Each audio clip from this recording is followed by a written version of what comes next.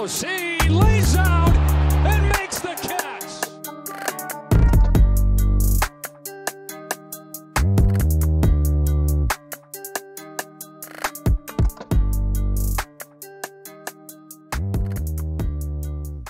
Player preview number 1. We got the bullpen up today.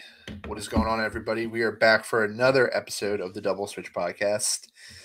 Bullpen's always fun to talk about because, there's just so many unpredictable things that are going to happen throughout the course of the season. But strangely enough, Johnny, we got 7 players now, and that's going to be our bullpen. Barring any injuries, which, come up more often than not, we got our guys, which is a weird thing to say after the past couple of years where we were just searching for answers every year, it felt like. We've built a bullpen that's deep, and we built a bullpen that's talented, and it's a good feeling. It's a good feeling to know that as a Phillies fan. Yeah, you're absolutely right.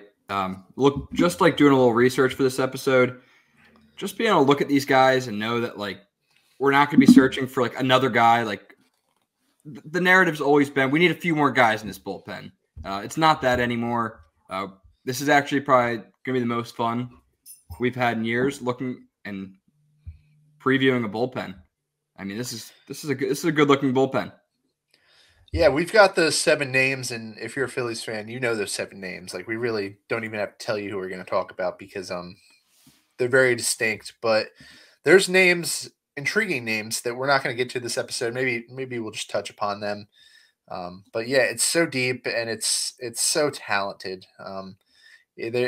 There's so much volatility with bullpen guys, but I feel safe knowing that even if one player doesn't work out this year, we have other options from both the left and the right side, which is very well done on Dombrowski's part. But without any further ado, let me bring up my slides. Whoa. Yeah, if Rutgers Business School taught me anything, it is how to build a nice slide deck. Phillies bullpen 2023 preview. Starting off, Conor Brogdon. This baseball savant page I had to pull from 2021 because he didn't have one for 2022, which is weird because I thought he was pretty healthy. But there's a lot of red on that, and that's always what you like to see. Projections are pretty kind to him. They expect the ERA to be in the 3s. I was surprised seeing that, his ERA is usually that high. I feel like he's more dominant. xERA off to the right, that might show that, there's more in the tank. But it's a little mixed bag early on in his career. He should be a lot better than the results have showed so far. You see these flashes with him, especially in the playoffs. The playoffs were big where he can shut down anybody if he's got the confidence and the changeup working. And it's crazy, but he might be the first guy out of this bullpen in, either blowout games or mop-up games. And he was probably one of the best options last year, and now he's, at the bottom of the totem pole. Yeah. He struggled a lot in the beginning of the year if you go and look at some of those numbers, but he really did clean it up. He got that changeup working really well for him. It's a really good pitch. I believe he also added a cutter. Looked good too. Brogdon kind of established himself as a pretty steady force in low leverage situations. And I think this season he's just going to have lower leverage. I think he's going to be in the sixth inning a lot, probably the 7th inning type stuff. And I think that'll favor him. Yes, just looking more at these stats, that BABIP at 317, that's a little weird. Yeah, it's a little high, and I'm kind of wondering why the projections think he's going to walk so many people, because last year 2.25, he showed very good control. That was not one of the problems with him, but they're expecting that to rise with the lower BABIP. It's probably going to be more of the same if the projections are right, but if he's going well, this is someone that you can bring in at high leverage parts of the game and not feel terrible, which is nice to say. It really is. Yeah, I got a question for you. I got an over-under for Conor Brogdon. Yes. Conor Brogdon in 2022, he had a 1.25 WHIP. Over under 1.25 for 2023. Under, because that BABIP is going to go down. I think it's probably going to be similar to his BABIP in 2021, which was almost 60 points lower. With that BABIP going down, he's going to give up less hits, and I expect the walks to stay the same. That whip's going to go down. Would you agree? I'm unsure. I don't know. I don't really necessarily believe I've saw anything that would like reduce hits. I think batters do put the ball in play against him. I would actually go with the over if I was choosing. I think he is a guy that's going to have his walks and have his hits. The thing about that, though, is you look up at his Baseball Savant page, and the XBA is in the 80th percentile. Like something's just not lining up there. If they think the tools are there for him to limit contact and limit hits, and then the BABIP pops off like that, it reminds me a little bit of the type of season that Aaron Nola had, where he had the ERA in the fours, and everybody knew that Aaron Nola was better than that.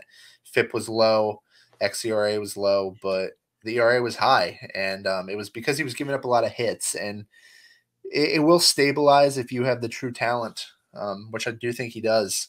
So, no, it'll be interesting to see. I guess we could revisit that when the season's over. Yeah, this is one of those guys that is kind of having a career defining type season like Ranger had last year. This is we're gonna figure out who Conor Brogdon actually is in 2023. Andrew Bellatti, and I had to actually cut his page down because did you know he's been in the league since like 2013? Yeah, he's been in and out though, I think. Yeah, I had no idea. I always felt like he was young, maybe because he's just new to me, I guess. But yeah, he's also got the stuff. I believe that K percentage, the K per nine, is usually. I mean, I want to say he was like top 10, something like that. 12.92, which is insane. That's insane for a closer, and he's going to be probably another fifth inning guy.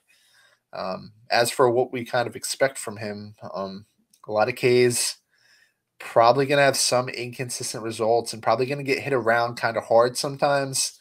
That barrel percentage of the 1%, you do not like to see that. No. But, just the barrel percentage and the whiff percentage kind of tell the story with Andrew Bellatti. Gives up hard contact but can strike anybody out. And, he's the kind of guy that good bullpens have, He's just in good bullpens, it feels like. Pitchers like this. Yeah, that's real well said. And I think with the added like complementary pieces, kind of like a guy like Brogdon, I think everyone kind of slides down when you get like two high-end relievers. But I think we can kind of use him where he's meant to be used, which is situations where you need strikeouts. I mean, like runners on base. You don't want a guy that's a contact type guy, like a Nick Nelson. You want a guy that's going to get the Ks, and Andrew Bellatti can be that. Absolutely. It's just a matter of how bad those home runs get, Best case scenario for Andrew Bellatti, think just picture it. It's mid-July, and he's been having a really good season this year. And it's the fifth inning in a Braves game. And, you don't want to commit to Seranthony that early. Turns out Kimbrel, isn't a very good middle reliever, like I told everybody from the start. And Austin Riley's coming up, and who's the guy you want in there? I mean, Bellatti's the guy who will get you a K if you need a K. There's a chance he's going to give up a home run, but there's that chance with everybody. And if you are really committed to shutting down, whether it be a rally or a big part in the game, and you really just need a strikeout, you need that out. He can be that guy. And I'm just looking at it now. I should have studied this a little more because his BABIP was 347, which is even higher. So I don't know if that's a thing with relievers, just high BABIPs, but there's no way batters are going to hit 350 on balls in play against him, right? I mean, that's insane. I mean, you're right though. We have seen him let up some hard contact, and I mean, runs like there's going to be jams where he does not get out of. That's kind of what you get with a guy like this. I guess that leads me to my over/under though. I believe he had a 3.31 ERA in 2022. Is he going to be over or under that next year? Over. Over. Okay. Not by much, but I have a hard time trusting these wild pitchers like this because I mean he was already on the team that fixed Jose Alvarado. So it leads me to believe that if there was a gain to be made with his control, it would have been made already, and it's just not going to happen. I think that the walks are going to limit kind of what he's capable of. 4.14 walks per nine is not good, and I mean, but last year it was what 3.31. That line's pretty good, but I think it's going to be something similar, probably something a little higher. It's not a knock on him. That's a very good ERA. No. But the walks are just a killer. Yeah. No, I tend to agree with you here. Matt Strahm, who has also been in the league for a little bit, and I did not know that. He also did not have a Baseball Savant page, but another interesting name, lefty who can strike people out. There's a lot of unknown to him because Phillies targeted him. He was their guy, and no, we're not quite sure why. You and I aren't, but the tools are there. He doesn't really walk too many people for a reliever, and he strikes out a fair amount. I don't really know what to expect from Matt Strahm, to be honest. I don't really have much on him. Yeah, me neither. And when I look at his numbers, it looks like he is ascending. He's figuring some things out. I think you can just from looking at this, you see that he learned to strike out a lot more guys and that he's keeping the ball on the ground. Not last year. Not last year, but historically, that's kind of leads to my over-under if you just want to skip right to it. I got a over-under of 40% ground ball. Man, that's a tough one because it seems like it might define who this guy is. Yeah, apparently this is like the first time I'm actually really looking into him. I think when they signed him and pretty much ruined the whole market for lefty relievers.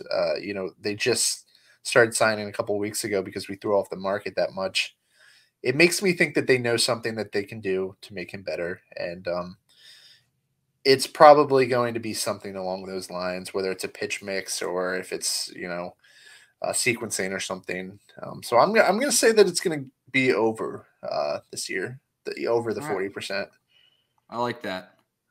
You agree? I'm hoping for the same. I do agree. I think they see something, and I think the Phillies. I think baseball development has put a keen thing on keeping the ball on the ground. I think that's huge for pitchers these days, and I think that's what the Phillies will want him to do. Yeah, I don't think they would have. I don't think they would have signed him knowing that Citizens Bank Park's not like the best ballpark for fly balls. I'm sure that's probably something that they're telling all their pitchers and trying to figure out because it's just ground balls are easier outs. Mm-hmm. We'll learn more about him. All right, so Gregory Soto, and I was really excited about it when we traded him, and then I made this page, and so it's kind of ugly, and it is. Yeah, it's really ugly actually because the average exit velocity, he's getting destroyed. Think like just Aaron Judge type exit velocity by everyone. He's giving up a ton of hard hits. Somehow the expected stats are good. I sometimes this doesn't make a ton of sense to me. He walks everybody and always has 5 per 9 walks since he came up, and the K's dipped last year somehow. He lost like 2 Ks per 9. I mean, he's a lefty that throws 100, and we have experience with a lefty who throws 100. Exactly. He has somehow found success despite these problem stats. The ERA, low 3s the past 2 years. xERA and FIP they kind of believe it. But pretty interesting. The projections are not really too kind to him. They do think the K's are going to come back, which is good. But this is an interesting one. It's it's a lot to look at. He's got some chaotic stats, but I really just think this is Jose Alvarado. I think that's how they want to think about it. This guy has all the ability to be a stud, just needs to strike out more people and walk less. And I think that's what we're going to work on. We're going to work on starting his stuff in the zone, kind of like how Alvarado became. Alvarado dominates the zone now. He didn't always have that earlier in his career. I think they're going to teach him how to be a pitcher, not a thrower. That's my hope. And I guess we're going to see. My over-under is actually based off saves. Question for you. Two questions, actually. All right.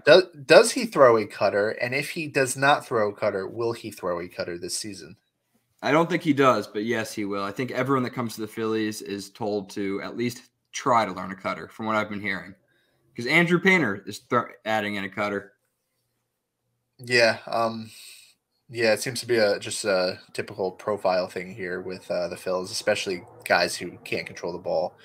Yeah, it's going to be – it's very interesting that we brought in a ton of lefties. I think Alvarado is going to be used against everybody, which makes sense. I think one of these guys is going to be a lefty type specialist, Strahm or Soto.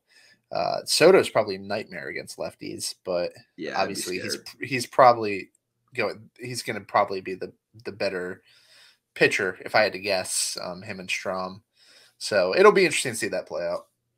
Yep, certainly. So what do you got? Over under 20 saves for Soto? Way under. I think that I figured he'll be fourth in saves. Yeah, I kind of agree with you. It's not a knock on him, but there's some really good guys coming up on this slideshow behind him, and there's guys that have earned the trust of Rob Thompson and who have earned the trust of Phil's Nation, and the front office knows that. They know that. No, they absolutely do, and it's a tough stat to project just because injuries happen and guys get thrusted into roles they're not used to. But I think it's going to be a heavy mix in this bullpen as well. Saves are tough to put a finger on right now. Another question for you. All right. If I threw you out there on a major league mound, do you think you could finish the season with a better record than 2-11? No. No, you don't think? I don't see myself getting more than one win. I'd probably get one. Okay. All right. Well, that's saying something considering you throw like 65 and he throws 100 and he somehow went 2-11. I know. Yeah, I touched 70 once, but yeah, I definitely would still go worse than 2-11. How the heck did he go 2-11? I guess the Tigers, but bad morale in that clubhouse, maybe. Who knows? I do not know. But he's got a better home now. Next up, we have Craig Kimbrel, who another new guy, another one. Geez, this is a long sheet of All right, yeah. Years. I mean, basically just look from since he was on the Cubs because that is the player he is now. I would for you out there, the 2010 to 2016 Kimbrel is no longer there. So we have another guy here who gets hit really hard, but he will strike out a lot of people, and that the whole league is obsessed with these type of players now. He's very different from, the player that he used to be.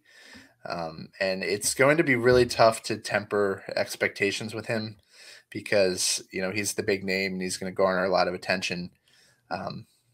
It's just going to be interesting to see what type of Craig Kimbrel we get, especially because we have such faith in the Phil's pitching development now.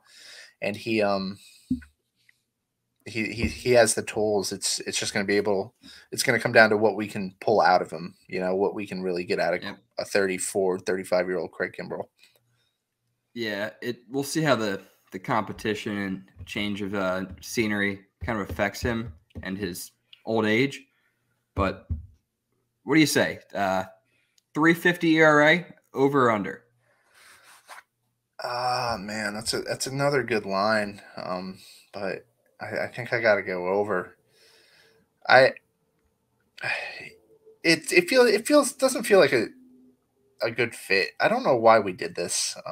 Like it just didn't fit the profile of what we've been doing recently with bringing guys in and developing them, signing someone who's clearly on the down slope.